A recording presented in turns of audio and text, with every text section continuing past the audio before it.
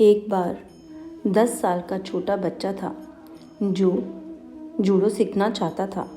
अपनी लगन और इच्छा के चलते वह एक जापानी जूडो मास्टर के पास गया। लड़के ने उनसे कहा कि वो उसे जूडो सिखाएं। यह सुन जापानी जूडो मास्टर ने उसे देखा। उसका एक हाथ नहीं था। जब उससे इस बारे में मास्टर ने पूछा तो उसने कहा कि एक कार दुर्घटना में उसने अपना बायां हाथ गंवा दिया, लेकिन वो फिर भी यह कला सीखना चाहता है। वह खूब लगन और दृढ़ता से जूडो सीखना चाहता था। जूडो सीखना उसका सपना था। ऐसे में मास्टर ने उसे अपना शिष्य बना लिया। लड़का पूरे मन और लगन के साथ जूडो सीख रहा था। 3 महीने बीत गए। इतने समय में वह केवल एक ही मूव सीख पाया था। वह चाहता था कि वो और भी सीखे। एक दिन अपने मास्टर के पास गया और कहा कि आपने मुझे केवल एक ही मूव सिखाया है, लेकिन मुझे दूसरे मूव भी आने चाहिए। क्या आपको ऐसा नहीं लगता? मास्टर ने जवाब देते हुए कहा कि यह एक मूवी है जो तुम जानते हो। तुम्हें बस यही जानने की ज़रूरत है। लड़के को अपने मास्टर पर पूरा भरोसा था, विश्वास था। इसीलिए आगे भी वह जूडो सीखता रहा। कुछ महीने बीत गए। फिर मास्टर उस बच्चे को अपने साथ एक जूडो प्रतियोगिता में लेके गए।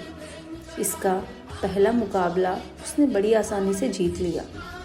दूसरे मुकाबले में भी जीत उसी के ही हाथ लगी। तीसरे मुकाबले में उसे एक दमदार प्रतियोगी का सामना करना पड़ा। वह लगातार हार रहा था, लेकिन आखिरी में उसने एक मूव का इस्तेमाल किया जो उसके मास्टर ने उसे सिखाया था। इस मूव को देख सामने वाले ने हार मान ली। यह देख लड़का हैरान तो था, लेकिन खुश बहुत था। अब वह लड़का फाइनल में पहुंच गया था। यहाँ उसका मुकाबला एक अनुभवी और मंजे हुए खिलाड़ी से हुआ। इससे जीत पाना लगभग नामुमकिन ही लग रहा था। मुकाबला शुरू होते ही प्रतियोगी उस पर हावी हो गया। फिर एक समय रेफरी को लगा कि कहीं लड़के को चोट न लग जाए। ऐसे में उसने टाइम आउट का इशारा दिया, लेकिन मास्टर ने रेफरी से मुकाबला जारी रखने का अनुरोध किया। इस दौरान सामने वाले प्रतियोगी ने एक भूल कर दी। इससे लड़के ने अपना वही मूव आजमाया जिसे उसके मास्टर ने सिखाया था। इसी मूव के चलते वह यह मुकाबला जीत पाया। वह जीत गया था।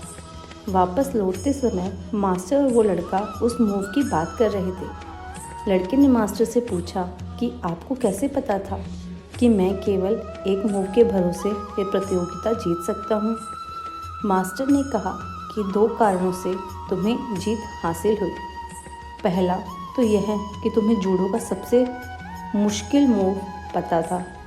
दूसरा यह है कि उस मूव से बचने का तुम्हारे प्रतियोगी के पास केवल एक ही तरीका था, और वो ये था कि वो तुम्हारा बायां हाथ पकड़ ले।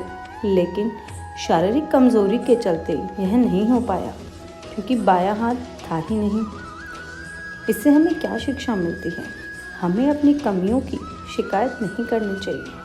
हम सभी यह समझ नहीं पाते कि एक दिन हमारी सबसे बड़ी कमज़ोरी हमारी ताकत भी बन सकती है। ऐसे में यह कभी नहीं सोचना चाहिए कि हम में कोई भी कमी है।